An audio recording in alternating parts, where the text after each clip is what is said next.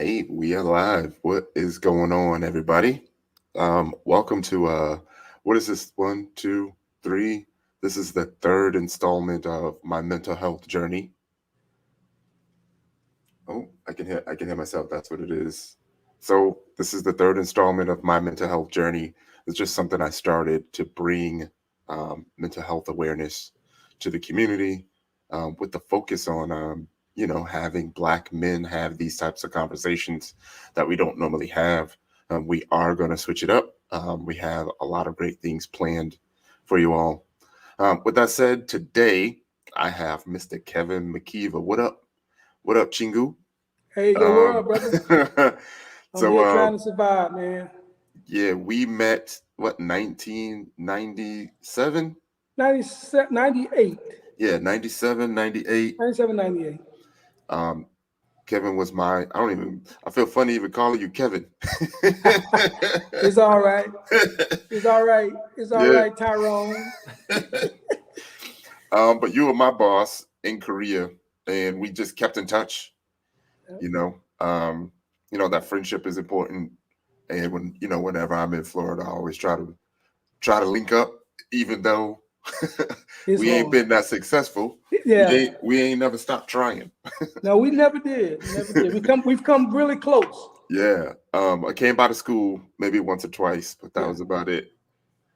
So we're gonna have this mental health journey talk. It's gonna be good. I don't know why I'm a little bit nervous. Yeah, but it's gonna be good. It's gonna be good. The nerves have gone past me, man. I'm way over the nerve stage. Okay. Tell the people about yourself. Well, I first off, I'm a retired Army veteran, 23 years of active service, and as Tyrone mentioned, our brief encounter, which wasn't really brief, it was a full year, and that year turned into almost 20 plus years, or it's been 20 plus years. So I retired from the Army in 2001. 2001, I took the terminal leave, and I actually was actively retired in 2002, February. So I've been out since then. I've been teaching ROTC up until 18 January. That was my actual last official day as an educator. Now I'm retired. This time I'm retired for good.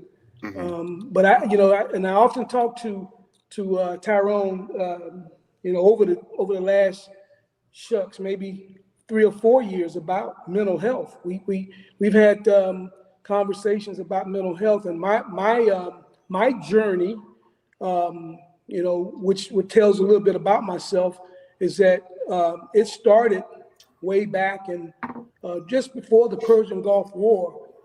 Actually being deployed to the Middle East and having that experience, and that experience ended up being the experience that I've taken with me on this journey all the way up to now. But I tell you, there's so many different things I can say about the journey. But as far as for myself, again, like I said, I'm retired, Army, and also retired educator now. And now I'm just here, relaxing the best that I can, and still, doing some of the things that I've learned through my journey with this dreadful condition. I don't even want to call it condition. Actually, it is a condition because it stays with you forever. Okay. So we are definitely going to get there. Yeah, definitely. So, but yeah, so that's basically it as far as me. I have right now I have a 12-year-old daughter, my wife, and I have two adult sons, One's 37 and one's 26. Matter of fact, the 26-year-old just celebrated a birthday a couple days ago. So that's about it. Okay, that's what's up. This getting into the military, how did that happen? Well, the military came about after having a very successful athletic high school career. Going to college and not going with my head on straight and getting kicked out of college for doing dumb stuff, and the only option I had was joining the military. Back in the day when I was in high school, you get in trouble and you go before a judge of any sort, you end up either going to juvenile detention or going into the Job Corps or the Army or military. We had a family friend who was he was an attorney at the time, just made judgeship. His name is Al.C. Hastings. Just passed away a few months ago. Well, Al.C. Hastings was a friend of our family, and he had gave my uncle some, because he had seen my name somehow or another come across the desk of somebody, and he said, "Look, we had to do something with that boy. He got to go somewhere." You know what I mean? So I ended up, joining the military, and I haven't looked back since then. But that's how I actually joined. I was kind of under duress a little bit, after failing, at the college level. I just, had to find somewhere to go, and that's what I ended up doing. Where'd you go to basic? I went to basic in Fort Sill, Oklahoma. Ugh. Yeah. And I'm gonna tell you, it was really hood. Actually, I did basic and AIT at Fort Sill, Oklahoma, and BNOC. What year was basic for you? Basic for me was 79. Oh man, yeah. 79, 80. Wow. Because my first tour in Korea was shortly after basic and AIT. Okay. I actually was at Fort Sill, 96, 97? That was my first duty station. Oh, is that right? Yeah, it was Lawton, Oklahoma, huh? Yeah, Lawton was not fun. It was not a good place to be. No. When was your first deployment? Well, first deployment, you mean combat deployment or just? No, okay, so you say you did a tour in Korea first. Yeah, right? That was my very first deployment. Okay. Camp Howes, Korea. Okay, so this was what, 2000? No, 80 something? 80 something? 1980, 81. Okay. How'd you feel about being in a whole nother country? I was young, man. And it was an experience, man. It was a, can you imagine, coming from the streets? I'm from a small town here in South Florida called Deerfield. Being from, that small environment, not knowing, the different cultures that I was about to be, embracing over the next year or so, it was an experience. I was afraid at first. I was scared. But then, I had, thank God for First Sergeant Washington. First Sergeant Washington was a lot like myself. And I kind of, over the years, through rank and success in the military, you're gonna mirror yourself, or you're gonna say, these are the guys I want to be like, and these are the guys I don't want to be like. And First Sergeant Washington was a guy from Miami, Booker T. Washington High School in Miami, because he always talked about it, and he kind of made us feel like we were, okay, and he had our backs. So as a young 18-year-old, 17, 18-year-old, it was like, okay, I'm okay. Yeah, that's crucial. Did you ever feel threatened while you was in Korea? Yes and no. I mean, yes, of course, because you remember, as an Afro-American, I don't care where we go, we're going to be viewed either as an aggressor or, it's almost like growing up in Deerfield, walking down the street, and you get to the stoplight and you hear locks locking and doors, locks on your doors and windows going up in cars. And I'm just a kid, you know what I mean? Yeah. So, of course, in Korea, it was not as bad as, of course, it is here in the States, but then we still served with people in the military that did not want us to be a part of their military. If I'm Yeah, I mean, we were still getting that 20 years later. Oh yes, absolutely. In the even barracks. more so now, Tyrone, than it was then, because since you figure 2016 has gotten progressively worse. I got pictures up where the room next to us, when they would have their little parties and stuff, sometimes you go in the room, have a beer with them and stuff, and then you see this rebel flag hanging up. Oh, absolutely. In the room. Yes, sir. And they're cool with you during the day. You know what I mean? But you still got to understand there may be things that they believe in. I mean, I guess it's the same mindset as it was, with my dad and granddad, when they were, going through their struggles. It may not have been like it was for us, but it's the same thing. Those guys you see, like you say, you see those rebel flags. You have to go in the motor pool and work with these guys. Then sometimes sometimes you're in the trenches with them. And they really a lot of times don't want to be there, but at the same time, you're kind of like, got your head on a swivel because you really don't trust it. And they definitely are not going to side with you when it's time for them to make a choice or decision. True that. Where were you stationed after Korea? From there, I ended up at Fort Campbell, Kentucky. Oh boy, that was a yeah, you're right. It was bad, dude. Oh my God. Hey, let me tell you something, man. Fort Campbell, Kentucky. I mean, I was able to, again, pretty decent athlete, and I played basketball. I played post basketball, and I was honing my skills even over in Korea.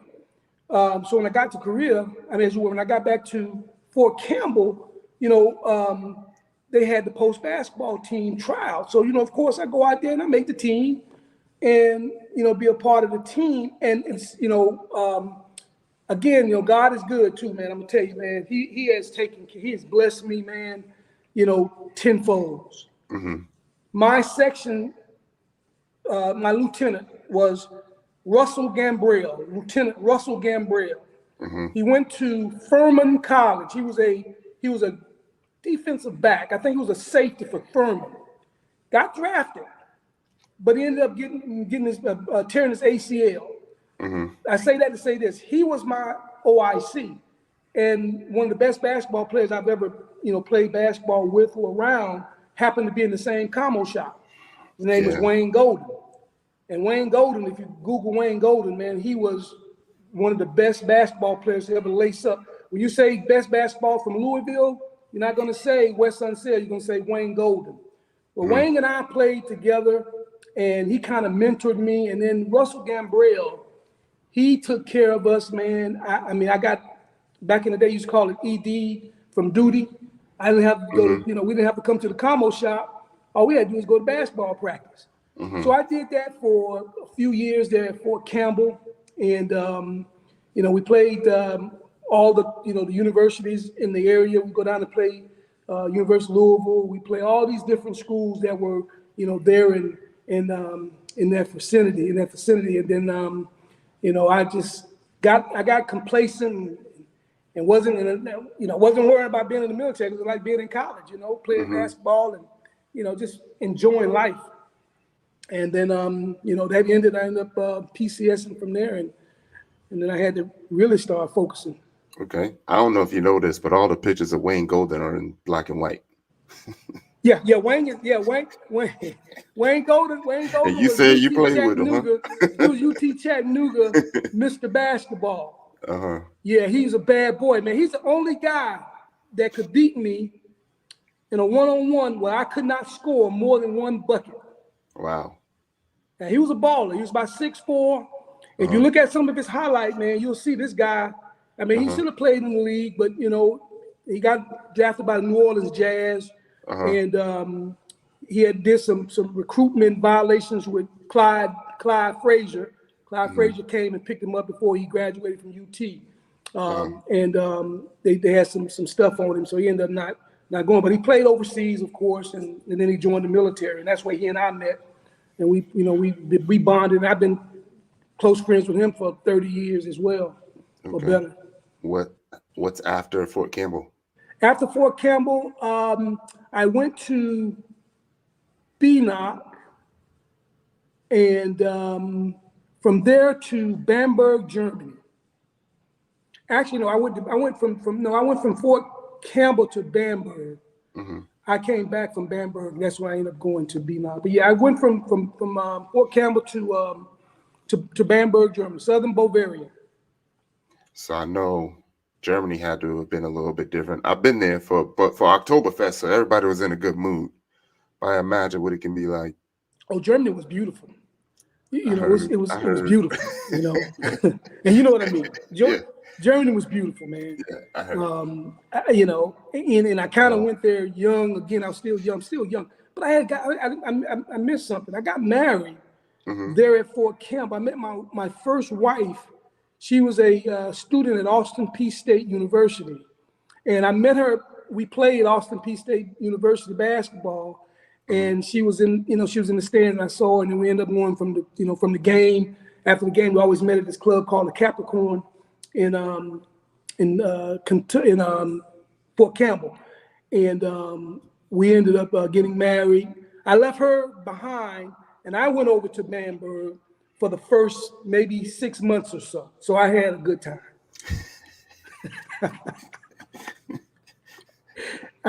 I had a great time, actually. I mean, that was, I almost didn't send for her, but I ended up sending for her later on, about 6 months later. You was like, baby, they got me held up. Yeah, housing. Held up paperwork, housing, the paperwork. It was a housing thing, So, you put your name on the housing list, and as your name come closer, you can bring your family over, on the delayed entry or delayed family moving. Yeah. And after Germany?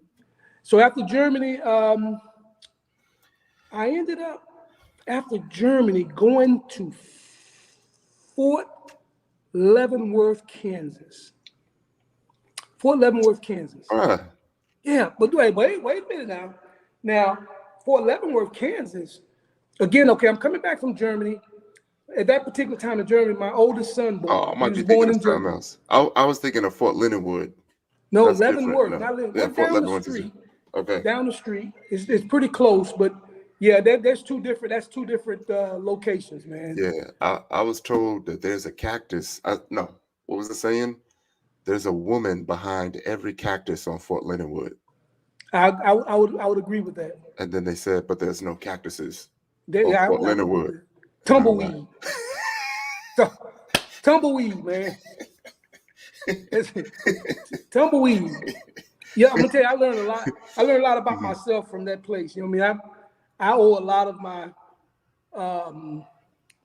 my adult wisdom from being stationed at Fort Leavenworth, because I learned things about myself that I didn't know about myself at the time, because that's when all the things that's happening now and present with me today, it all started there at Fort Leavenworth. Okay. And then as far as PTSD is concerned, then this would be a topic of discussion.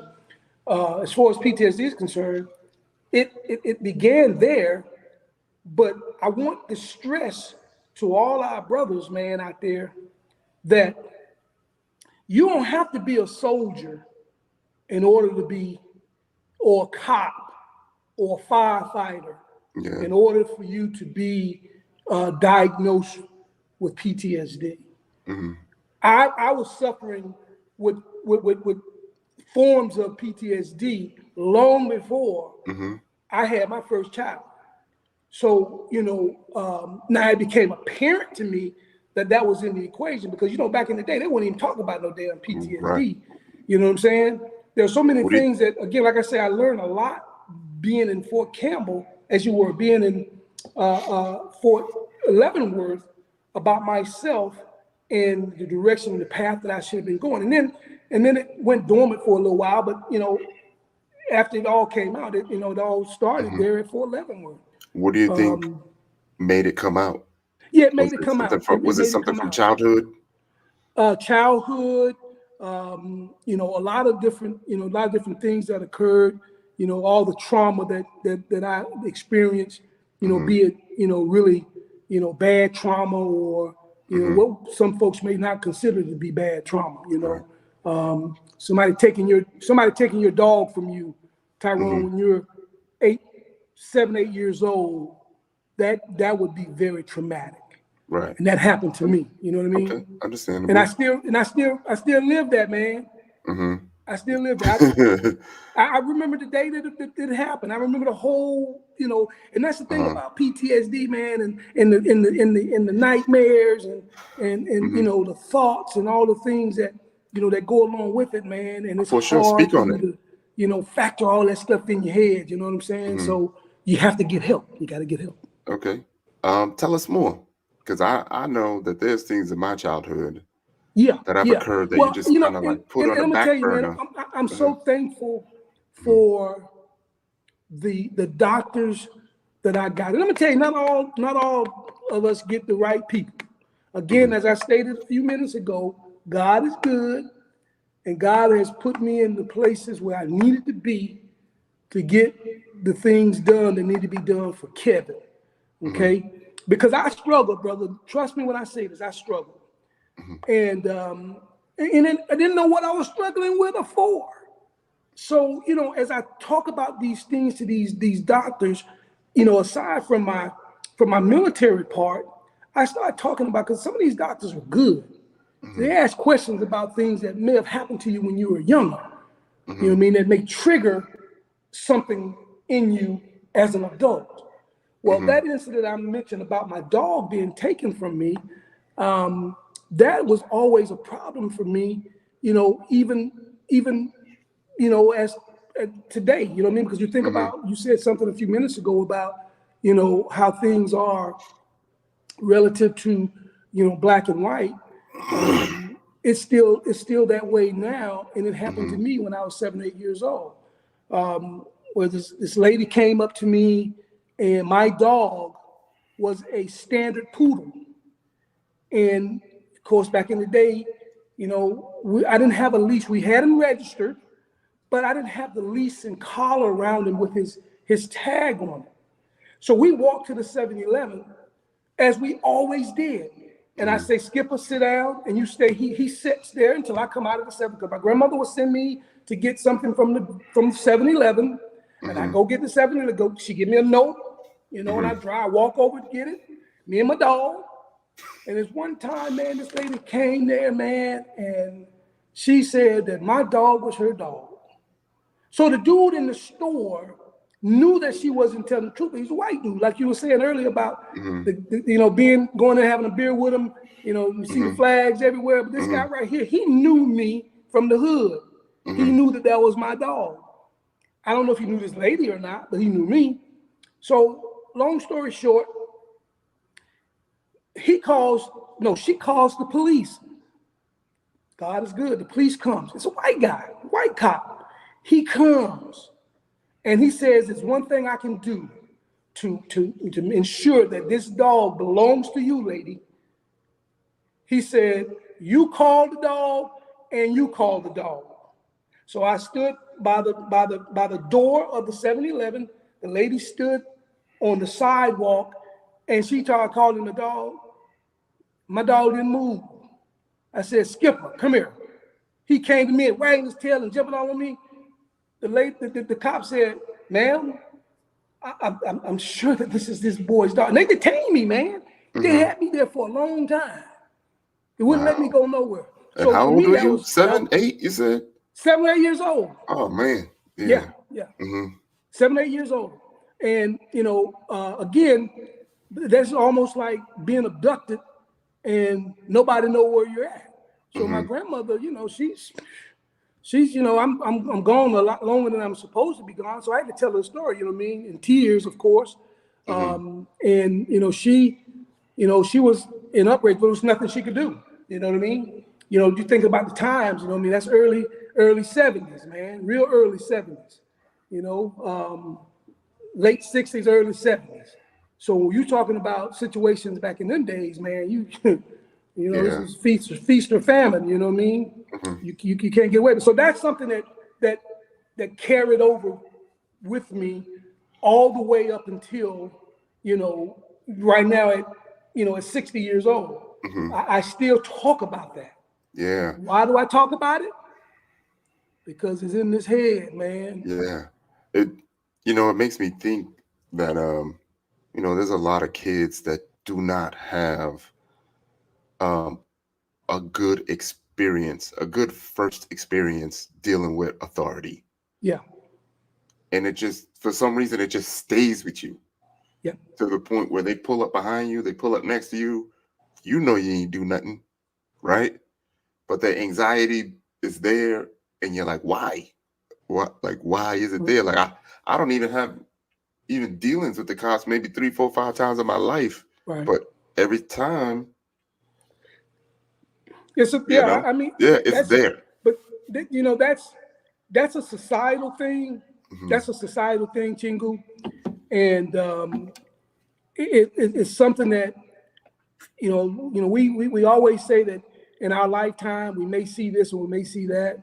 We said in our lifetime we won't see a black president. We saw one. May not have been the best thing that could have happened for this country, but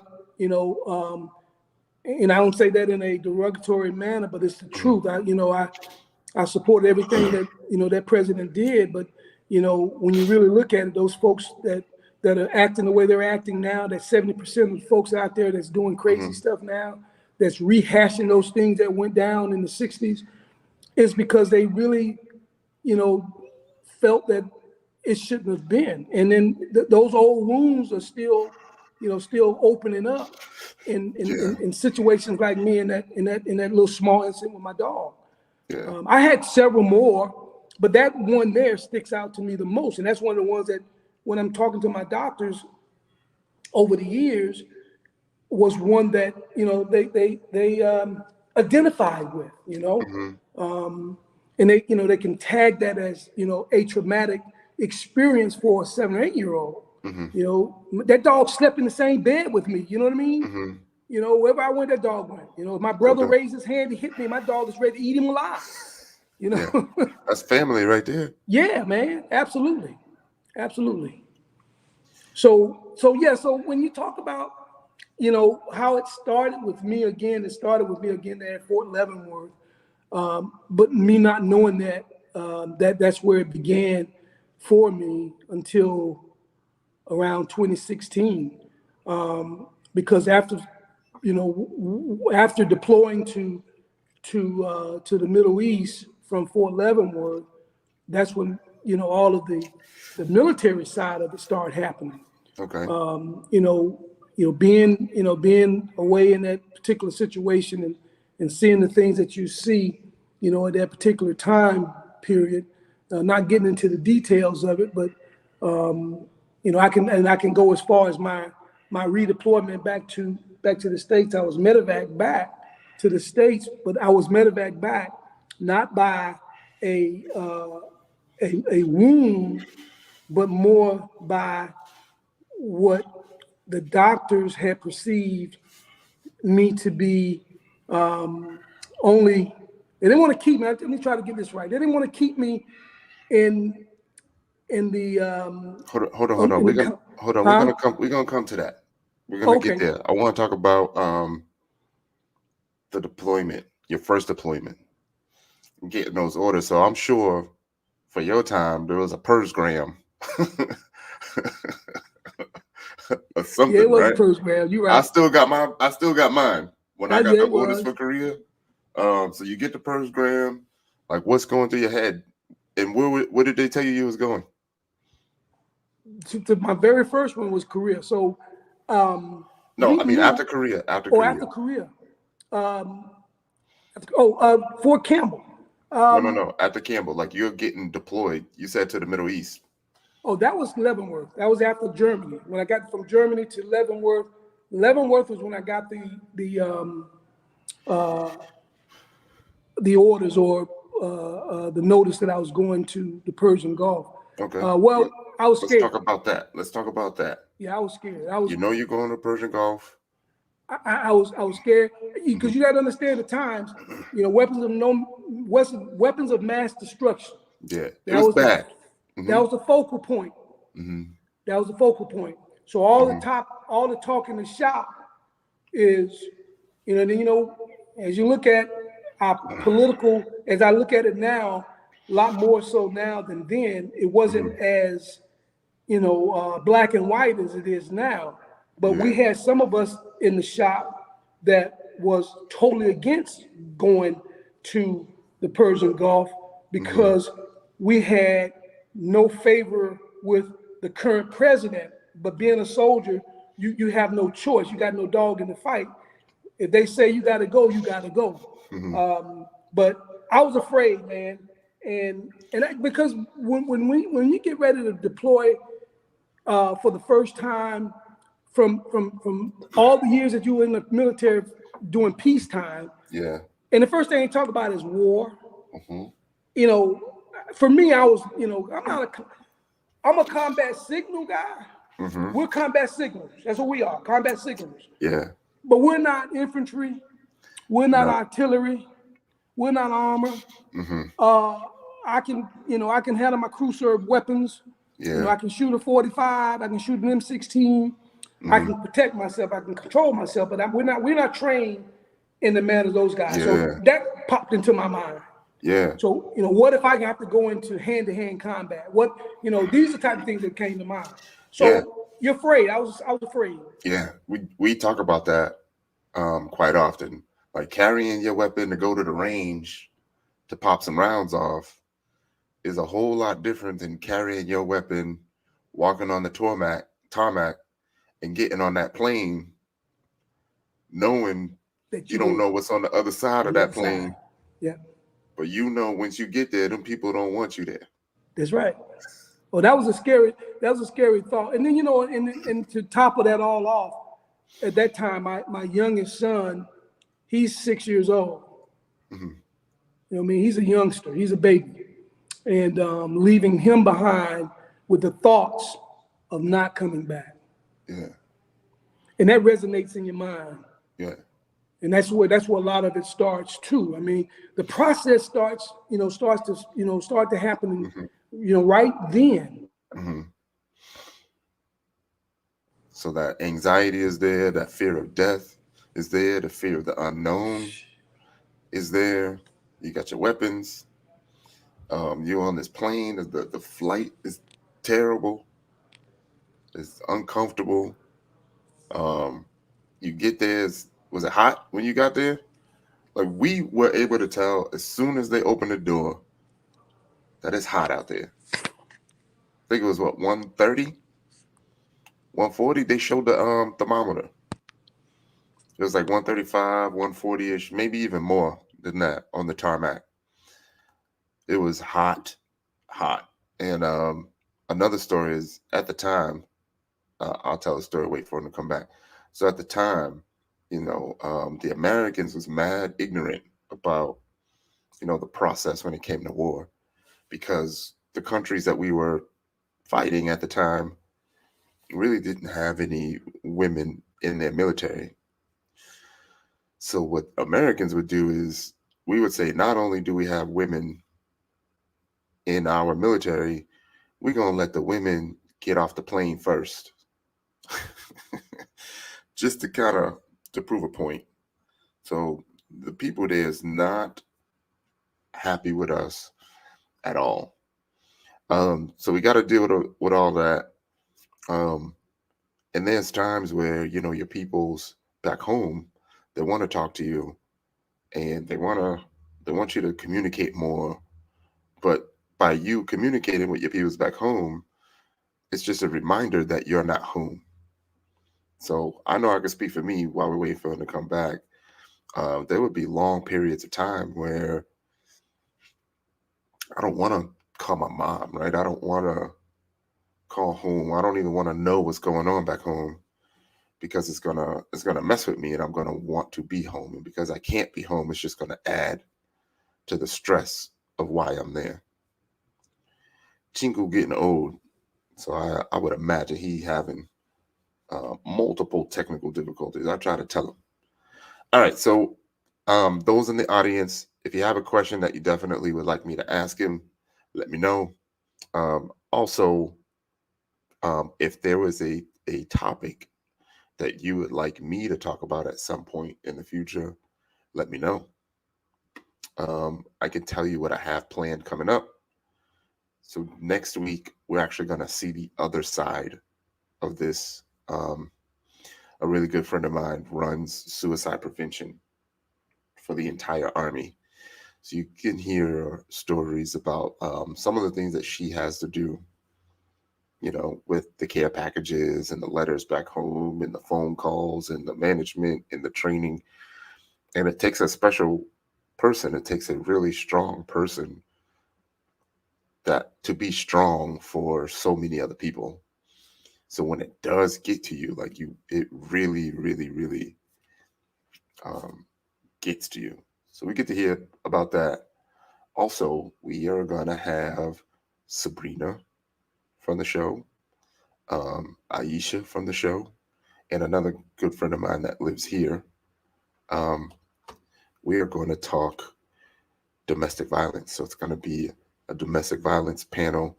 And if you have ever seen Sabrina or Aisha in an interview, you know that they in it. So, yeah. Chingu, can you do a mic check? Yeah, man, I'm here, man. I'm sorry about that. No, you're good. You may be hearing us say Chingu. Oh, yeah, we have. I'm sorry. Yeah. You go ahead and explain it, Chingu. Yeah, Chingu. So it started when we was in Korea. Chingu means friend in Korea. And we were so proud and happy that we learned that we learned the word. So every time we walk in the room, it'd be like, Chingu. What up, Chingu? What's up, good? Chingu? So that's that. All right. So we are talking about your first deployment in a war zone now. How many have you had total? I've had 2 peacekeeping missions and then the one deployment, the one combat deployment. Okay. So this combat deployment, this is early on. So this is early on, yeah. I can tell you what we're seeing. What year? Persian Gulf. Shucks, 90. Okay. 4. Yeah. So I'm telling you, from the outside looking in, the only thing we're seeing, they ain't no snipers. You know what I mean? It ain't clean. No. It's bombs away, rocket attacks, MLRS all day, every day. You just see the streams of phew, phew, oh yeah. Phew. So you had mentioned the weapons of mass destruction as well. Yeah, the weapons of mass destructions was the focal point. That's what everybody was zeroing in on. Yeah. And when President Bush, said that we're going to invade, Saddam Hussein, because they had weapons of mass destruction, which would have meant that our country was in jeopardy. Yeah. And a lot of soldiers, us, listening to politicians and listening to the media, just didn't agree with that, and didn't want to be there. But you have to, you have an oath. You know what I mean? You swear to protect and defend. Yeah. And that's what we do as patriots. Yeah. So you got to go and do what you got to do. Yeah. And I've been to NBC school, so I see what the gas does to chickens, goats in a bunker, goats in a what do you call it? Your fighting position. And what they do is they show you these videos so you can see the effects. And the point is that a chicken is like the 10th of the mass of a human. So basically, however long it takes to affect the chicken, you just kind of multiply by 10. Right. And then a goat is similar to a human. So there's a lot of goats that we seen, get it. So during the Persian Gulf time, when you're thinking of weapons of mass destruction, not only are you thinking that, you're going to die, you're thinking that it ain't going to be pretty. Right. If it does happen. Yes. So exactly. There's a good question from Tiffany. Do you think that do you have your days where you're like, man, today is going to be my last day on earth? Oh yeah, that's every day. That's a part of the therapy, man. The therapy. Right now, I was afraid every day that it was gonna be my last day, and because you start running things through your head. Again, I had a 6-year-old son that I was wanting to get back to, and a wife at that time. So it often crossed my mind. Often. I'll tell you a story. We had a mortar land with the parking lot, not the parking lot, but in like the sand pit on the way to the chow hall, like right by the chow hall. So it makes you feel like they were aiming for the chow hall, and now you don't even want to go eat. You don't want to go eat. That's right. Let me go grab a sandwich and come on back to the hooch. Yep, that's it. Yeah, because I am not chilling in the chow hall. Yeah, and see, man. And I used to run the perimeter, until one night, as we were, bedding down, everything just got quiet, and I just took it upon myself to get up, go outside and look, and I go outside and I look, and hovering over the top of our CP, what was those daggone those stealth bombers, man? They hover, and it freaked me out. I mean, man, it scared the devil out of me, man. I'm like, what the heck? Probably thought you saw a spaceship. I thought that's exactly what it was. I mean, because I went in and was talking to the guys about it, and they, and then one of the guys that knew said, yes, that's exactly what that is. I mean, they're training, they're training. Yeah. Okay, well, I'm glad they're training, where we are, but that tells me one thing. You know what I mean? And my first thought of mine is snipers. Yeah. You out there, if you're running the compound, you're out there running, man, you a prime target. Yeah. You're a prime target. So yeah. Did you have a R&R during that deployment? I refused. Okay. I refused it. Okay. I'm gonna tell you why I refused it. Had I left and went to I think it was Dahar, whatever the name of the place. Doha, yeah, Camp Doha. I would not have come back. Okay. So I was an E6 at the time. I gave my R&R to a lieutenant, because they weren't letting lieutenants and stuff do a whole lot of R&R. But I gave my time to a lieutenant, because I told them, I said, if I leave, because I got tired of drinking the near beer and everybody talking about, no, we didn't drink near beer, because the near beer was at this place that they were going to. We had a cook. Our cook used to make wine, and he made the wine out of Chingu, sugar, and the grape Kool-Aid. Yeah. And he had it fermenting. Man, look at him. What? We didn't need no near beer. We had our own wine. That's right. Battlefield wine. Yeah. Yep. I imagine that transition to thinking that you're going home, but you're not going home. You're just going to another place, 6-7 days for R&R? Yeah, that's it. And then having to come back, And and you have to it's come just back. those feelings that just come back to you over again. Yeah. And that's hard to deal with. So you're like, man, you know what? I'm gonna just stay here because Exactly what I I don't did. want to have to come back here. So I refused it. I didn't do it. I turned my time in, give my time to somebody else. I don't want it. So I imagine that at some point, you have an idea of when it's going to end. Did you actually leave on the date that they said you would be able to leave?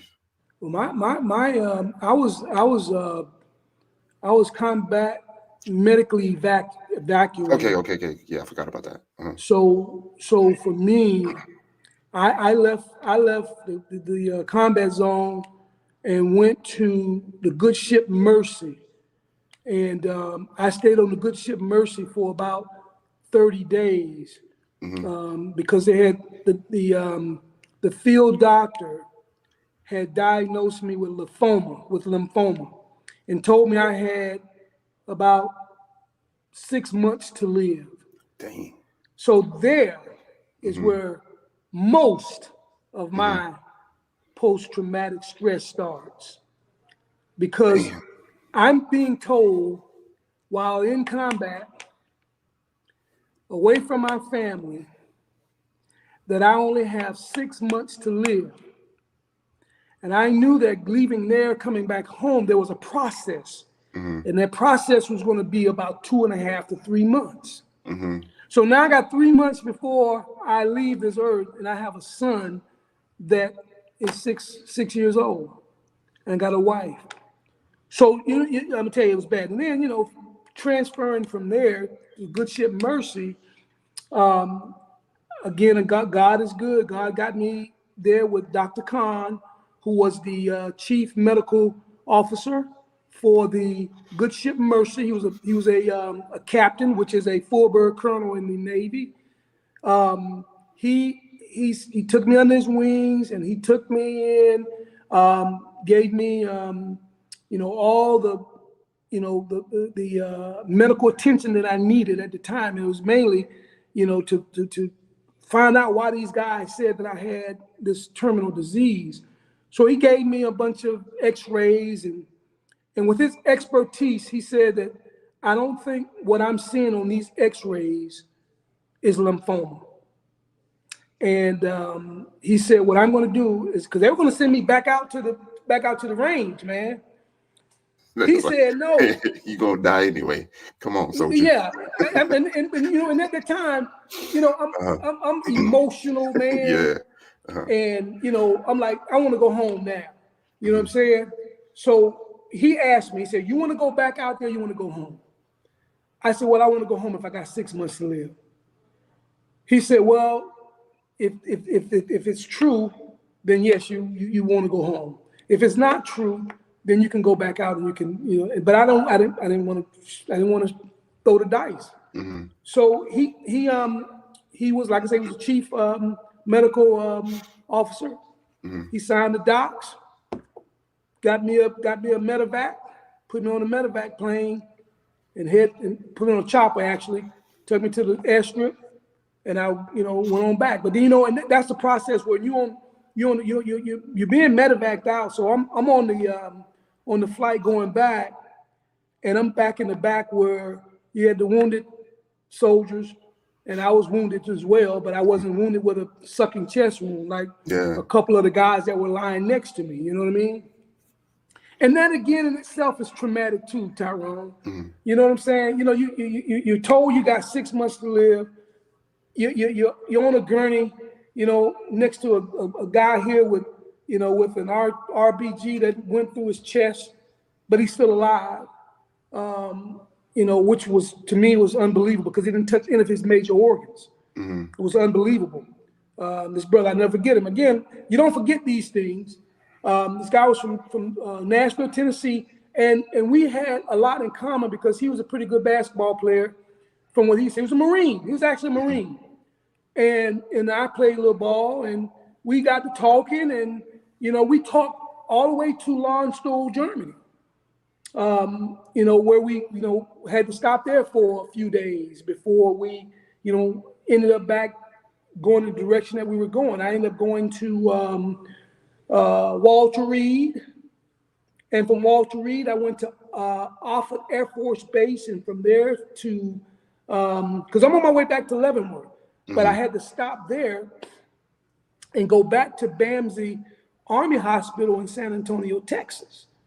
Well, being in that environment with lymphoma, which is a form of cancer, which is one of the worst forms you can get, and the guy said I had stage 4. Now, we're talking about Persian Gulf now. You're talking almost 30 years ago now. He said I had 6 months to live. So guess what, Tyrone? I lived with that up until 2016. The thought ended up being diagnosed with a case of what's called sarcoidosis. I have chronic sarcoidosis, and that's why my lungs they were seeing this film around my lungs. And he didn't know, this doctor didn't know. I mean, he just automatically just tell a brother anything, man. Wow. Seeing me laying up there, I'm trying to figure out why I'm being, and I always had shortness of breath, even now today. And that's just a part of that, of that disease. And for African Americans, sarcoidosis is supposedly a Black female disease. So I did a little research and found out, and then my doctor told me, he said, that's not true. He said, because there's a lot of white folks that have sarcoidosis, and it's not just, tagged with, African American females. So I ended up at Bamsey, and I left Bamsey after being there for about 4 or 5 months, man. On the AIDS and cancer floor. Tyrone, let me tell you something, brother.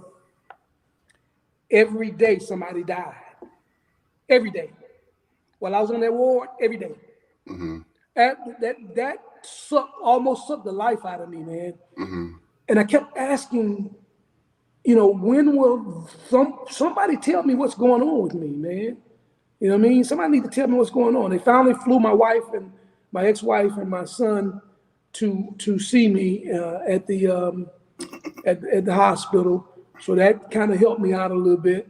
But I was like, until they did the biopsy to go in, take a piece of my lung, come out and do all the tests, and they verified the fact that Dr. Khan on that ship said he think I had sarcoidosis. That's exactly what I ended up having. But in the back of my mind, that one doctor telling me that. Wow. So this got me thinking that normally there's supposed to be a transition process that takes you from a combat area. There's normally some type of transition. They give you 2 weeks leave. They did, Tyrone. But you spent it in the hospital. But I spent that. No. I was still considered deployed while in Bamsey Army Hospital. Okay, I was still assigned to 1st Cav Division. All right. I was stationed in Fort Leavenworth. When I was discharged from Bamsey Army Hospital, and they flew me back to Leavenworth, that's when I was officially back from the war. That's when they gave me the week tinker tape experience where I got on a flight and flew to Washington, D.C. I took that trip. I flew to Washington, D.C. alone, didn't take my family, didn't take my son, just me. And Tyrone, all I did was flew. It was horrible, man, because I was by myself and I'm still fresh from all of that trauma, and they really didn't give a damn. So I'm in this hotel, dude. I flew in, I drove the rental to the convention centers where I stayed. It was a Hilton Convention Center in Washington, D.C. I drove in, parked that car, did not move that car until it was time for me to get back in that car and drive it back to Dulles to get on the airplane to fly back to Fort Leavenworth, Kansas. I was just in the room. I walked down twice. I walked down, downtown. I walked over near the White House and came back. I did that one time. They had the parade. I didn't attend the parade. No, man, I ain't shit. I didn't want to go out there with that. I didn't, lady stayed in the room, man. Because then you see now, what's starting to happen now, it's starting to manifest. I started departmentalizing my thoughts. Okay? And that's where all the things that, my marriage started going south. Started doing reckless stuff. Yeah. So, but not knowing, man, I don't know nothing about no PTSD back in 96, 97. I don't know about no damn PTSD. Question, was suicide ever a consideration Absolutely. or a thought? Absolutely. The Missouri River. I was going to drive my little darn Jeep Samurai. I had a Jeep Samurai. I was going to drive that sucker off into the Missouri, man. Because rumor around Fort Leavenworth was that I had AIDS because, I'm a pretty big guy. Yeah. I weigh about 240 pounds. Uh-huh.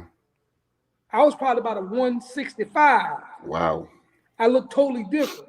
People don't know me at 165. Now, people from home would know me at 165 to 180 because that's my playing weight. You know what I mean? Uh-huh. So when I left to go to college and then join the Army, that's what my weight was. And that picture that I sent of you of me and you guys in the office there, yeah, I'm probably about 185, 190 there. Uh-huh. So yeah, I looked a hot mess. So, and it started getting to me, man. I started drinking and started doing stuff that wasn't me. And I said, why not end it? So and I'm gonna tell you, man,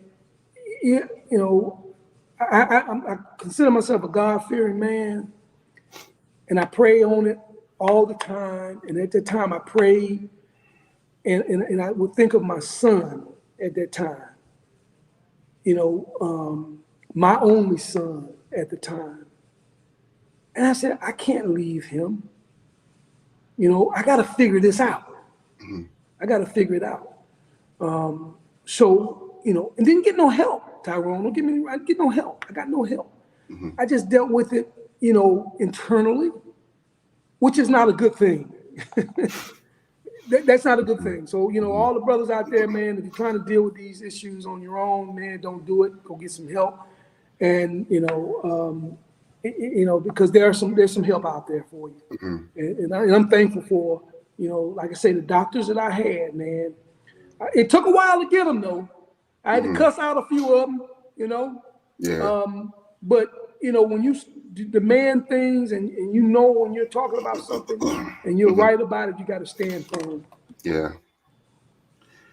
Oof. So we're at I don't want to say the tail end of it, but you're home now.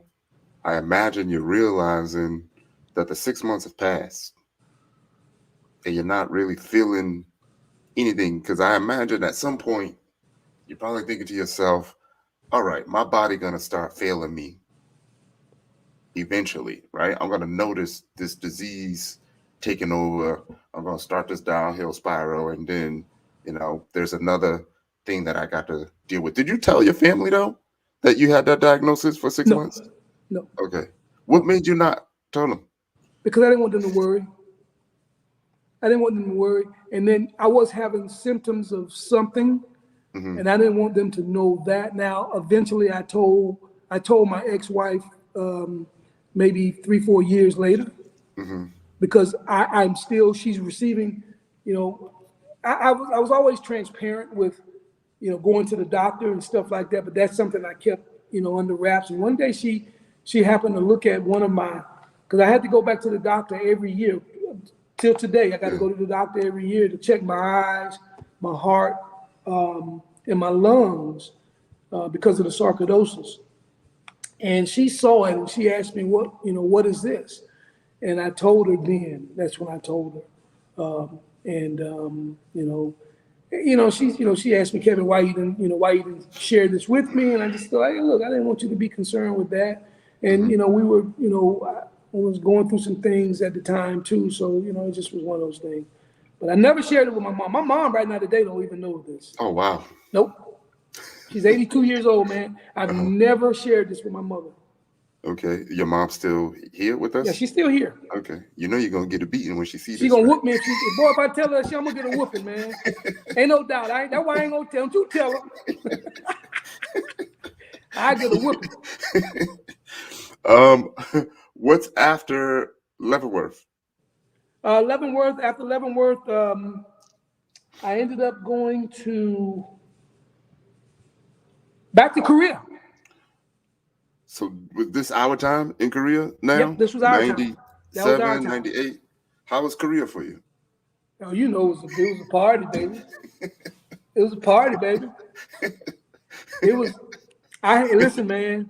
I would tell you, that was one of my best experiences, man. Hey. The last trip to Korea. Yeah. Because you remember I was coaching. Yeah. And I was going all over the place. Me and my buddy Wendell. Tip-top shape. Sergeant Holmes. You remember Holmes? Yeah. Yeah. Me and him still tight. We still tight. Good. Shucks, man. I enjoyed that, Tyrone. And you guys, listen, you guys look at you now, dude. I mean, I'm proud of this because I know that anything that you said or done was good with me because you guys were good, man. I ain't had to worry about nothing. Yeah. You guys were good. Yeah. Our thing was, do not get in trouble at work. You know what I mean? Do your work. Do your work. 5 o'clock, the day is over. Go on, do your thing. That's it. We had a blast. I had a blast. I really did. The experience was off the chain. I've had 3 tours of Korea now. I had 3 tours. Okay. And the tour before that one, when I made E7, was where I ran the EOC there for Seoul. I was the Bürgermeister. In Germany, they call the mayor the Bürgermeister. Well, I was the guy with the key to Yongsan as a young E7. Can you imagine that? And look, at the Dragon Hill Lodge, man, what you talking about? Please. I had a blast, man. Oh, man. Woo! Had a blast. Yeah. Okay. I'm back. But I do want to say a couple. I just want to just talk about some of the really quick, and I'm just going to identify some of the things that I learned, from my my journey so far with the help that I've received from my doctors here with the VA. Starting with the very first one that I had, that started providing me with the services that I really needed, because had I not went online, Tyrone, I went online I'm not trying to cut you off, but I want to talk about your transition. Like before you got to that point, I imagine there's a transition, a mental transition where that you are about to get out. And I know that's got to weigh heavily on you because you had a job for a couple decades. Yep. And now you have to think about, what skills do I have, that's going to give me the equivalent of what I had in the military. What was that like before you get there? That was, again, every major transition, I'm sure you probably had the same same transition coming from being in the Army into civilians to the civilian sector. Well, after 23 years of active service, you become what you want to call it, conditioned. Yeah. And I was conditioned to be a soldier. That's a good word. And yes, I really didn't know what I wanted to do, and I was afraid of what was going to be happening if I didn't get a job. That was equivalent to what I was doing and making, because I still had to provide for my family. So it was a very scary process. There was a lot of anxiety that came along with that. And the anxiety of not being able to find a job. But I find myself, just being the person that I am, doing my homework, doing my due diligence, finding something that I could do that I know I would love doing, which I always love to teach. I like to coach. So that's, that was one of my options, was to be an ROTC instructor. But not.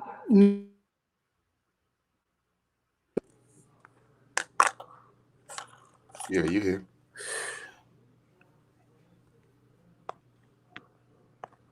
Dang, you look old, Chingu. Next time I do something like this, I'm definitely going to have to do it with my iPad, because this phone is receiving calls. I don't know how to stop that. Can you hear me, Tyrone? Yeah, I got you. Airplane mode. I mean, not airplane mode. Yeah. Hello, hello. Do not disturb. Yeah, I got you. I can hear you. Can you see me?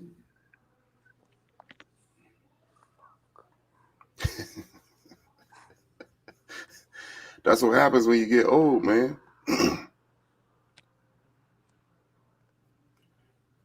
Yes, I can hear you. You good.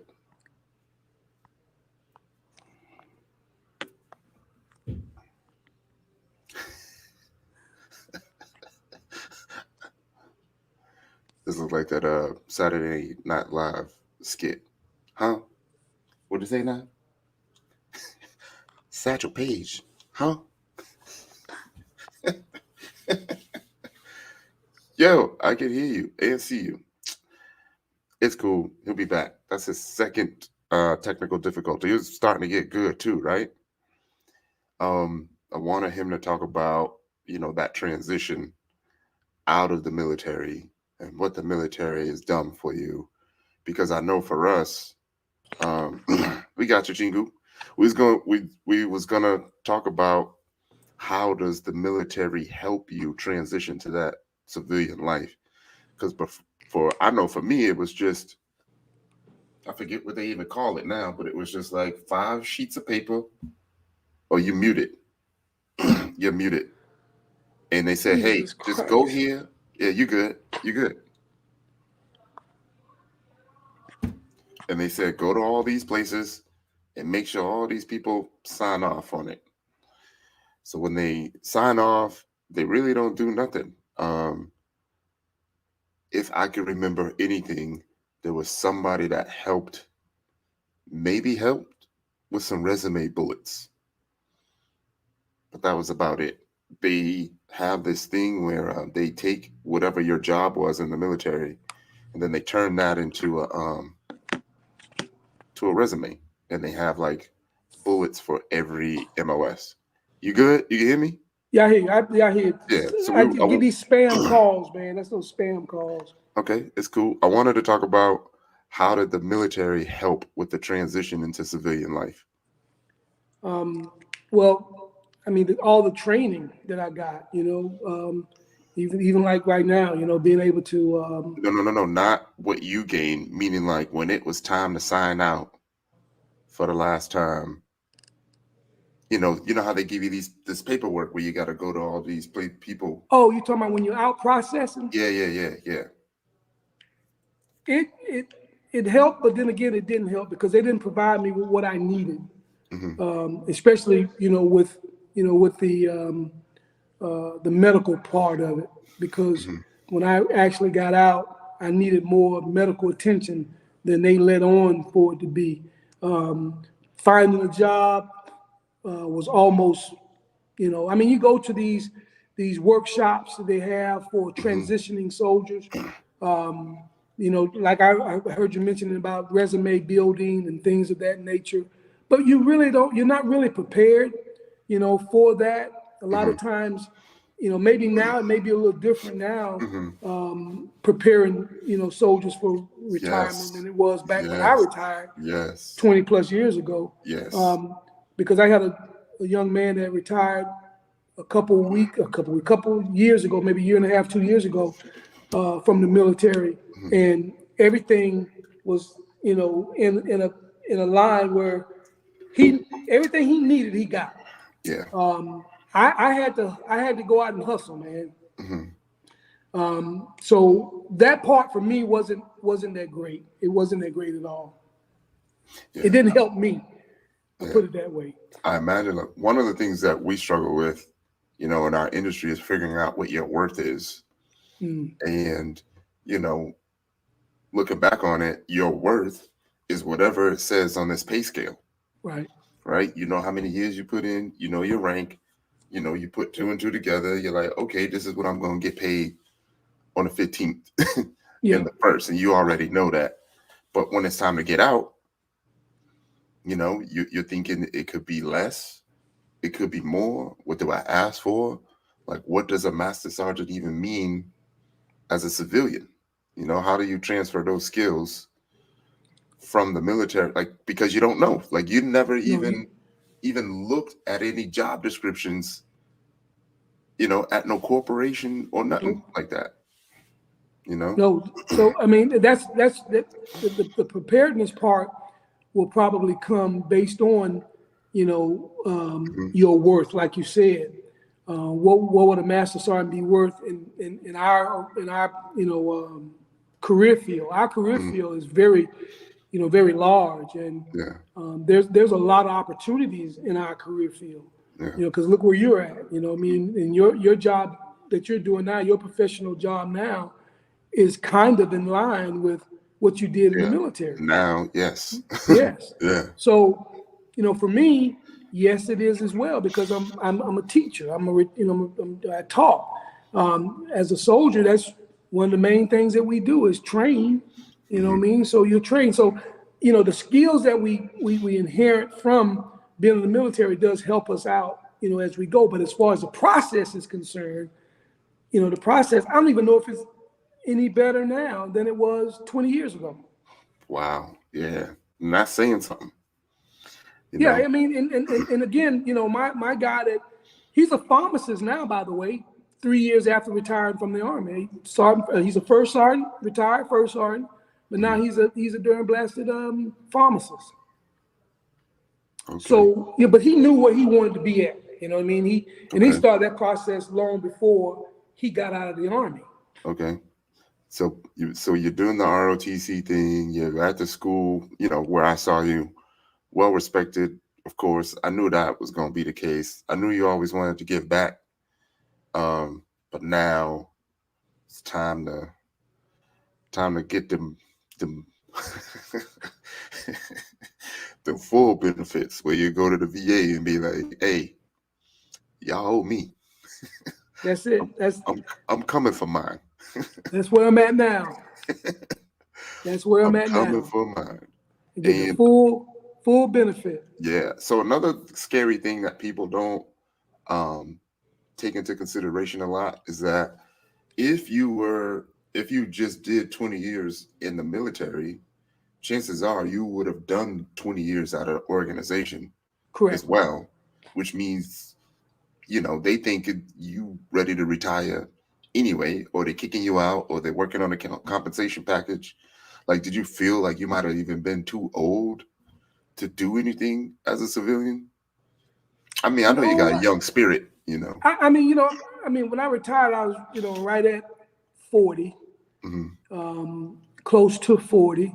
So I still had a lot of, youth in me. What the misconception that civilians have is that, hell, they never thought I was retired.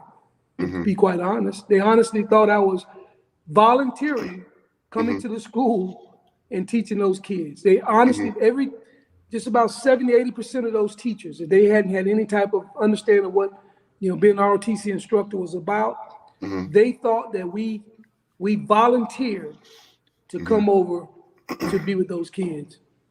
Had no idea that I, completed 20 years of service, because that's a prerequisite in order to be a ROTC instructor, is to do 20 years, retire, and you apply for the job.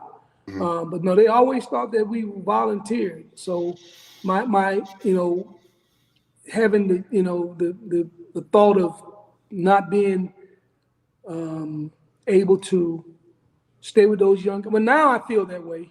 And that's one of the reasons why I'm stepping away from it, because I have I just can't keep up with them anymore. Mm-hmm. I mean, I could, Tyrone, but I can't. Okay. And then my ideas and the way things are now, as far as politics is concerned, this new thing they got, this new narrative that they got going now, the CRT, and that's not me. Mm-hmm. You know what I mean? Because I want all the students to know black, white, green, purple, orange, to know history, man, Yeah. and to understand what history is about, especially as a soldier. Mm-hmm. So I'm gonna give a soldier's perspective. Okay. So I want to talk about the rating. We're going to get there. Okay. But before you got the rating, what was like your mental state? Like, where were you mentally? Was things still mentally challenging? Was there, because I know the relief comes when you get the rating, but before that, right? Is there anxiety there? Is there stress there? Let's talk about that. Anxiety. I mean, all of those things that you can imagine Mm-hmm. was going through my head prior to having find a doctor that will listen and connect the dots. Okay, and that's the main thing, is connecting the dots, because you got to prove everything, man. You know what I mean? When you're going out there to do that, you got to prove everything. So when you start talking about being angry, and having anxiety and stress, it came, with the process, and I had a lot of it, and before I even knew what was going through my head, and the reason why I was having all these stressful moments, was because I didn't know. And then when I finally figured it out, and finally started receiving the help, then it started to get a little better, started to feel a little better, because as getting someone to listen to you, to tell your story, is the main thing. Mm-hmm. Because every time you go and you talk to a doctor, they want to make sure that you're telling them the truth, because Mm-hmm. there are a lot of fakes out there. Mm-hmm. Okay. And I understand that. That struggle of trying to prove your worth is almost like, you're having to go on trial. And Mm-hmm. that's what it feels like. You're on trial. Yeah. And So this is going to be the determination whether you go to jail or stay out of jail. yeah. So for the audience's sake, what we're talking about now is the VA rating. So you can get benefits, and there's a scale. 10%, 30%, 50%, 70%, and then that 100. 100%. Everybody's fighting for that 100% because TMP. there's money involved in that. There's a bunch of benefits involved. There's taxes involved. I ain't there yet, so I don't know. It's a game changer, story. Tyrone. So tell us what it was like to make that happen. Like, what are some of the things you had to go through, like you said, to get out of that jail and to prove your worth, get somebody to listen to you? Yeah, having facts. You have to have facts. You have to have a team that's going to support you, both your family as well as the doctors. But being able to ensure that all your medical records are intact.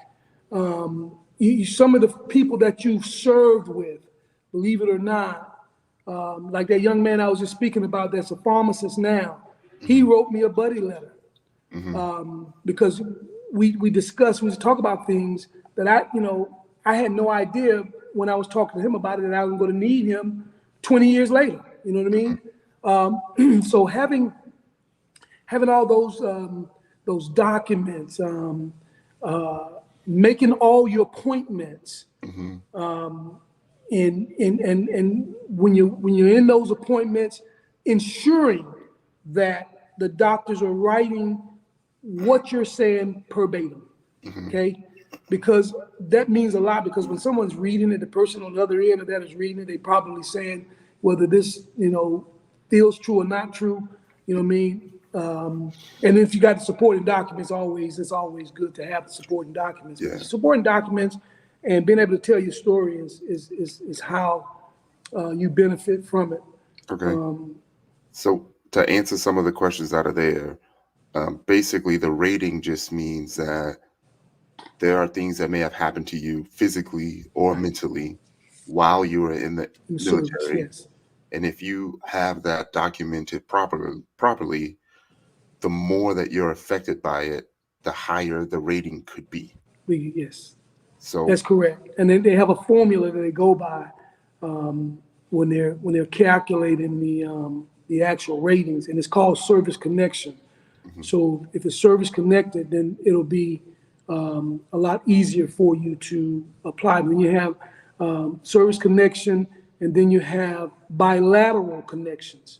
So if I have, an issue, I had issues with other things outside of my combat issues. I had civilian issues that was tied into the combat. And then sometimes you have, like my flat feet. I have flat feet, for example. My flat feet, I didn't have flat feet when I joined the military. That's not on my record. However, when I go to the doctor is tying that in with something else that I had that occurred with my my medical. So they're able to connect the dots. So when they're connecting the dots, they're finding these ailments that may have happened while you're on active duty. But this is definitely a problem that this soldier's got that it's not going to improve on. I'll never get better when it comes to the sarcoidosis. I mean, I have problems right now today. My feet still swell.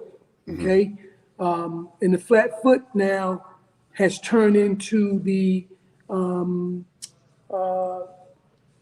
of your feet, plantar fasciitis. yeah, plantar. So there's so many different things that you have. Then the percentages is tied in, based on those particular elements. And then you go into your mental health. You have mental health is tied in with it as well. So all of those things, accumulates to the service connection will get you the 10, 20, 30, 40, 50, 60, 70, 80, 90, 100%. When you get the 100%, you have the 100% total and permanent, then you've gotten to the point where is that, someone's listening to you and have listened to you, and you will be provided with all the, the things that we are deserving of as soldiers. Yes. So for our sacrifices. Yes. So there's some more questions. Sure. I was rated at 70%, and essentially the military has a chart, like a VA rating chart that essentially will tell you, how much money you'll get monthly based on this percentage, and what the benefits are based on those percentages. So there's things that folks at 100% get that I don't get. So it is like a disability benefit, and it's there forever for the rest of your life. It's tax free. You ain't even got to tell nobody about it if you don't want to. So yes, that's the rating. And someone said the years of service should be 100% automatic. Yeah, we agree. I appreciate that. Yeah, we agree. Brittany said her father got out in 96, but he just got 100% in 2018. God bless him. Thanks for his service. So Ms. imagine Brittany. 22 years to get, what's that? Let me do the math. 22 years to get the 100% rating. And that's having that he had to hustle, man.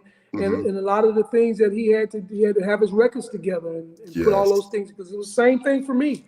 But imagine with the 20 years of back pay. Oh yeah, he gets a nice little hunk of change there. He can take her out to dinner, that's for sure. Tax-free too. So you get the 100% rating. What's going through your mind when you finally? It's a game changer, man. Mhm, It's a game changer. You start thinking about tax deferment on your mhm, home. You know what I mhm. mean? You start thinking about your car tags, the Yeah. small things, your children's education. Mhm, There's a lot of things that is deserving of soldiers, for their sacrifices. That through the 100% program that they started, I guess mhm. back in the 30s. I guess I'm not sure. Uh-huh. It's a game changer. It's a game How changer. how does it affect you mentally? It gives me peace of mind. It gives me peace of mind. But I tell you what, I still have to use the tools that were provided for me by my Mhm. doctors. Uh-huh. I still have to do my mindfulness. You know what I mean? Yeah. I have to click on. I have to meditate. I Mhm. still got to do that stuff. Yeah. I still have to. I use the cognitive approach that I learned in my PTSD Mhm. training. The cognitive process, you know, deals with issues other than the combat, because it's dealing with everyday life type stuff. Yeah. Why am I always angry? Why am I scared? Well, you got My that quick pride trigger. gets Yeah. in the way. Yeah. There's so many different things that you got to continue. It's a battle that you never, ever, and in my case, I mean, I'm constantly having to do it. Yes. And talking about it does help. So this Yeah. stuff does help. Good. We can do this again. I'll tell you one thing for me is, getting that payment is cool. Oh, that's always Getting good. Yeah. But it's also a reminder of all the things that you've gone through Oh, absolutely. that are still affecting you. So it's like that monthly reminder, like, man, my mental is different. You know what I mean? I ain't gonna say it's worse or it's better. It's just different because you've So seen it gets a things, different you've been through mindset. some things. Yes. Absolutely. Yes. Um, there was a question about if you could change anything that you want to see in society um, concerning coming back, what change would you want to see? I'd want to see a lot more harmony in our society. We have a lot of hate, and it's ruining, our, everyday life. I mean, and it's not something that, it's laid dormant for a long time, and now it's rearing its ugly head right now. Mm-hmm. So there's something that that I could, if there's a way I can change that, I think it'll be great. For me to go out into my neighborhood and walk in my neighborhood, and a person that's walking by me that's, that don't look like me, don't have a care in the world, and would speak and say hello to you, Mm-hmm. that would be great. You know what I mean? And nowadays it's not happening that way in our society. Mm-hmm. It seems like we've taken steps backwards. We talk about Dr. King and his struggles and his approach to things. We're going further and further behind. So if we can get back on the track with that, that would be great. Okay. How has your faith played into all of this? Well, I keep telling you guys, God is my man. I'm gonna tell you something. My faith is in God, and everything that I've prayed and asked God for, I've gotten. Mm-hmm. And I don't think it's possible without having faith, Mm-hmm. because I could speak some very negative things on my life, and if I feel that way, it probably would happen. But being that I have the true faith in God, man, I can move the world, man. I can do anything I want to do. True that. What advice would you give to people who may be dealing with someone or living with someone that has PTSD? Get help. Get help. If they're soldiers, there's a platform out there for them. It's just a matter of just picking up the computer and dialing in, in the website, PTSD. And because that's what I did. That's what I honestly done, because I was having some issues that were separate from the military. And this was happening on my job. But then once I logged into that website and did that test, there's a test that they give you, a pre-test. I took that pre-test and I'm like, darn, man, everything these people saying on this test is me. And I immediately called the VA and say, look, I need some help. And a week later, I was in there sitting down there talking to somebody. Was that tough for you to? It was very tough, man. It was very tough. Because y'all, I'm gonna share something with you, Tyrone, and the audience as well. My youngest son, Christopher, the one that just turned 26, he's gay. And I never would have imagined that. And I never got any signs when he was growing up. And it didn't hit me until he was about 9 or 11 years old. And my wife, my now wife, she saw the signs because she knew it. And she told me about it, but I was in denial about it. And that started eating at me and eating at me and eating at me. And this is another thing that brought it to light. That, along with the military, that's why you got two sides to this. I got the military side and I got the civilian side. So when I got that information and I started factoring in and I started questioning myself, so a lot of things started going on in my head. So for me, that was the straw that broke the camel's back. And now with the acceptance, I do have the acceptance based on the help that I received.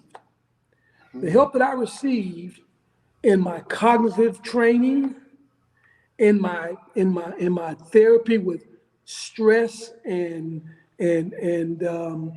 anxiety, all of those things, I was having all these issues and it was all, just piling up on me. And I just finally say, look, I need help. And I Googled it and got on the phone and called those folks and say, look, I need some help. I actually called my daggone primary care physician and said, look, I need to talk to mental health. And that's when the process started. This is in 2014, around 2014. 2015, I started seeing a doctor on a regular basis. And then I started the process with the people. But I had to ask for the help first. That's the first thing. The question I think was, what can you do to help someone or give them advice? Get help. Get help. What about family? Did you have family or siblings to lean on possibly? My wife. Okay. My wife. And that's important too. I'm glad you asked that, because without her, then I'd probably be a bum on the street. Wow. And that's the truth, because this lady is strong. This is the one that saw my son and liked it. She's like, Kevin, you in denial. The boy, you need to talk to him. You need to figure. And she was 100% right. Now, he's 26 years old. You know what I mean? College graduate, master's degree. He's working. He's doing his thing. We're good. I love him the same as I loved him when he was a little boy, going fishing with me and doing the things that he did, playing catch. The boy ran routes like a natural, man. I mean, I used to see that boy on routes, man. I'm like, dang, man, this dude gonna be good. He's gonna be almost as good as Dad. You know what I mean? But that wasn't what he wanted to do. Yeah, that is beautiful to hear, man. That you got that acceptance, the fact that your wife was there. So I was gonna ask, and I think it's gonna end up being a follow-up question. I was gonna ask, what do you think a common misconception is that people perceive about folks that have anxiety and PTSD? You know, I don't know what's the difference between thinking that you're crazy or thinking that something is wrong with you mentally, and they don't want to be around you, so you kind of like are you're alienated from people that consider themselves to be all there in the head. Wow. I mean, and because I'm gonna tell you, man, and I go back to being a teacher, okay, and the perception that a lot of those teachers have is that we're loud, we're soldiers, we're not educated, we're coming there to volunteer. Well, guess what? I got a master's in ed leadership. Okay, I got a bachelor's degree in business, minor in sports management. I ain't the dumbest guy in the schoolhouse. Right. You know what I mean? But I tell you what, when I see something, I'm gonna say something. And a lot of times they look at it and they think that there is something. And, they are educated as well. They're educators and they understand that a lot of guys that are combat veterans have PTSD. And a lot of times I had students come back to me and tell me about one teacher say, "Hey, Master, I think so and so think you're crazy." Well, tell them I am. So the perception is that the anxiety and the stress comes from that, and then me being a professional, because I had it takes a lot, man, for you not to do certain things at certain times when you're pushed in the corner, and I've been pushed in the corner on more than one or two occasions as a teacher. So you just said something that triggered something in me, and I'm about to let out something too that I really haven't told a lot of people. But towards the end of me figuring out everything, I started to question reality myself. And you had mentioned being crazy, and from where I was getting a little bit more exposure, I started to see people making comments about me being crazy, or making comments about me not being all there or autistic. And then I started to question reality, like, could that be true? Like, could I just have been living in this alternate world and everybody that I have come across has just been looking out for me, helping me get through? Because I've seen how, like when you run into folks that have siblings that, aren't all there, you still treat them like they are. Right. But it's clear that they're different, right? So I started thinking that about myself, like, dang, like I said it out loud, like, dang, like, am I retarded and I don't know it? You know what I mean? Like, am I really crazy? Oh yeah. Start second guessing yourself. Yeah. I know. Have you had those thoughts? That's and Tyrone, these are things that you share with your doctor. Because I had those same thoughts, brother. Same thoughts, man. And sometimes my wife will come back and say, "Kevin, you're bipolar." So I go back and tell my doctor. My wife called me bipolar. And my doctor said, "You're not bipolar, Mr. McKeever." I said, "Well, damn, my wife tells me bipolar all the time. Because every time you turn around, I'm doing, Kevin, so yeah, you're right, man. Yeah. Am I retarded? What's wrong with me? Oh yeah. And then you go out in the street and the paranoia kicks in. That's right. And you're like, do the people see that? Do the people at the bar see that? Do I need to go home? Am I looking crazy right now? Let me put my head down. Or let me just focus on the TV. And I'll tell you, and that's when you start talking about, these are things I learned, Tyrone, in my cognitive processing with the PTSD. Is because what you have to do now is you have to be able to identify with these situations that you're talking about right now, and not look so much into it. We have what's called stuck points. And the stuck points, you come up with the stuck point. Damn, am I crazy? What do I need to do to resolve this thought that I'm having? Because it's providing me, it's giving me anxiety. You know what I mean? Then I may feel ashamed, or you may be sad. See, all these things, Tyrone, I didn't know this stuff, bro. I didn't get this until I got the proper help. Yeah. And I was able to deal with those situations. You know what I'm saying? So, and that's one way of them being able to identify. And then once you connect all the dots, then that, go back to that main topic right there. You connect the dots, and that percentage rating is going to go up, because you're going to max out on those particular key points, because you got proof, you got information, you got things. You talk about stuff that occur to you, live. I'm at the bar, and I'm, all of a sudden now looking around, I said, that shit's in your head, man. Yeah. Yeah. I got a couple more questions for you. One is something crazy. I don't think I've ever really asked, but how you doing, man? I'm doing better. I tell you what, I feel a lot better now that I've given up that teaching role. But then I got hit hard. I think I shared with you before we started the podcast. One of my kids in my third period class, man, this year, because my termination was put in for 18 January, which was my last day. And last week I lost one of my kids, and I'm actually going to speak at his celebration for life. And I feel my heart is heavy.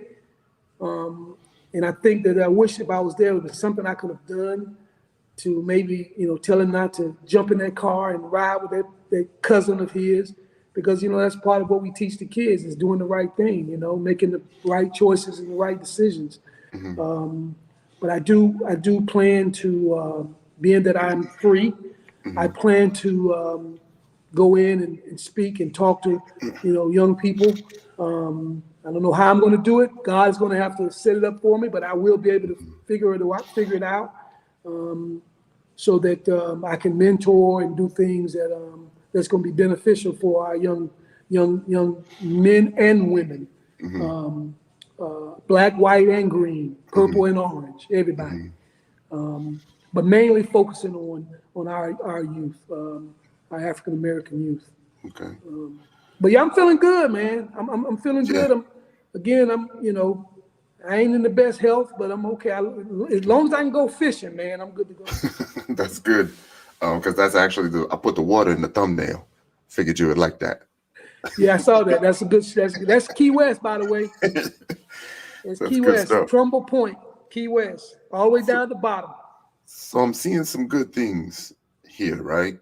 First thing is, most people would be like, "I'm good," knowing damn well you're not good. Yeah, you're not good. So just the fact that you could be like, "I'm well," right? Yeah, I'm well. Yeah, I'm well. But I still have my demons, brother. Yeah. And I'm telling you this, so you know that. So you have to still check on me regardless. Because I tell you what, man, Nate Burleson said something the other day when the young lady that committed suicide there in New York, the Miss America. He had just seen that young lady, man, and he was broke, man. He was broken. He said, you can't take for granted the ones that we think that are all right. Ask those ones too. Are you all right? Because you never know. I mean, you never know. Yes. The other good things that I'm seeing is that you're acknowledging it. You're talking to people. You're not so afraid to ask for the help and the things that you need. So that's great to hear, great to see. And, also like your understanding of your triggers, and you're able to recognize them and be like, oh, because I know me, like I'll chuckle when I get a trigger now, because I'll be like, oh, I see what this is trying to do to me. Like, I'm good. And then I'll brush it off. But there's been times where the anxiety will come back and the chest, the chest pressure is there. And you're like, man, I got this chest pressure. I'll get in the shortness of breath. I'm coughing a lot more. And then I'll take a step back, like, all right, what is it that I'm worried about that I need to either address, right, so I can get it off of my head? Or do I need to take a step back? Do I need to go to sleep? Something. But it's good to see that out of you, man. I have one more question. Yes, sir. What advice would you give, to folks that may be in your position, dealing with anxiety and PTSD and things of that nature? The main proponent to this is having a support chain. Again, my support is my wife and my daughter. You have to reach out to someone that you trust, that you can talk with. I got a buddy and I retired now, and I don't go to work every morning, but every morning, me and Saul Major talk every single morning on the way to work. Either he does the FaceTime with me, not FaceTime, we do Marco Polo. He does a Marco Polo. He gets up in the morning, he gets his in, I get mine in, we discuss and we talk about these things that we have in common. Yeah. So you got to have someone that's got the same common. I mean, you don't necessarily be a soldier. You don't have to be. It could be anybody that you trust, that you can talk to about this, and that's the biggest thing for me. For me, it was being able to discuss it and talk about it. So I can cry, and they won't say, "Oh, we go chump, you crying," and because we cried together, man. Me and this brother, we cried. You know what I'm saying? Because hey, that's what it's all about. Yeah, that cry at the VA felt so good. Oh my God, yes. I mean, it felt so good. It's one of those things where you say to yourself, why do I have to do this? Why when they push that button, when it comes out, and then the doctor put it in writing. The service member, and I'm reading these things. The service member is crying while telling me about this traumatic incident. Okay? Because like I said, I think I said this earlier, you make sure that those doctors, when they're writing it down, they write down exactly what's going on in that room. That's for all veterans to realize that and know that. And I had a veteran tell me that. Did you check to see what he wrote down there? His old major, old white major. He said, did you check what he wrote down there? I said, no, sir, I didn't. He said, well, you need to check. You need to go down to service records down there, get the doctor's note. He got 48 hours to put it in. One of my doctors used to get on him all the time. Doc, you ain't got the notes in, man. It's been 48 hours. Oh, Mr. McKeever, you know how I am. I'm full. And he was one of my best. He was not one of the best. And I'll have him forever. He'll get it in there. He may get it in there 72 hours later, but he'll get it in there. Right. This is good stuff, Chingu. All right. Yeah, it's good. Anytime for you, my brother. Yeah, anytime. For sure. I enjoyed this. Hey, listen, this is therapy, man. Oh yeah, it is. It is. Just the world therapy. Gets to watch too. This is therapy, brother. I feel good, man. I appreciate everybody out there too, man. I'm whenever you got another one popping up, man, I'll send me the link. I'll pop in so I can ask some questions. Sure. For sure. Now that we have I think we have three of the fellas. We're going to do a panel. Okay. Next, so we could get y'all all together. Oh, that's cool. We'll talk about it as a group, and that should be good. That's really good because I got a group therapy that I was attending with this same doctor that's always putting stuff in late. It was 6 of us. Okay. We be chopping it up, man. We be talking about everything. For sure. Someone asked me how am I real quick. I'm better than I was yesterday. I think I even texted someone that I'm doing, like, life is amazing right now. So I'm just enjoying the process. And, the faith is coming back to me. God didn't put me here to fail. So my next journey has been, the spiritual journey. I want to get better at that, But like I said, this was good. Chingu, we're going to talk a whole lot more. I want to thank the audience for joining us. Please spread the word if you think this conversation will help someone. And, we look forward to having you all next week. We're going to have Kimberly Franco, who she was actually stationed with us in Korea, but she runs suicide prevention for the Army. So having to deal with that on the other side. And then I don't know if you know Los, the little Spanish cat that used to hang with me. Sound familiar? The little Carlos Vasquez. Yeah, Carlos. So he recently got 100%. Oh, good for him. But his 100% is a lot different because he actually was blown up, flipped over, Humvee, all that stuff. And then even on top of that, he was the chaplain assistant, the main chaplain assistant in Afghanistan. So he had to schedule and run all the funerals and all that stuff. So yeah. That's a lot. Yeah. So we're gonna have him on too, and I imagine, yeah, it's opening up a lot of wounds. So sometimes you got to check on the folks after we have these conversations. Oh yeah, absolutely. Too, just to make sure they're good. But I'm happy for you, man. I know you got your recent rating. Time to ride off into the sunset. Yeah, man. You know what I mean? With your good health. Got some things to think about mentally, but in the end, you're good. Keep that faith and that beautiful wife of yours. And I wish you nothing but the best, of course. Thank you, sir.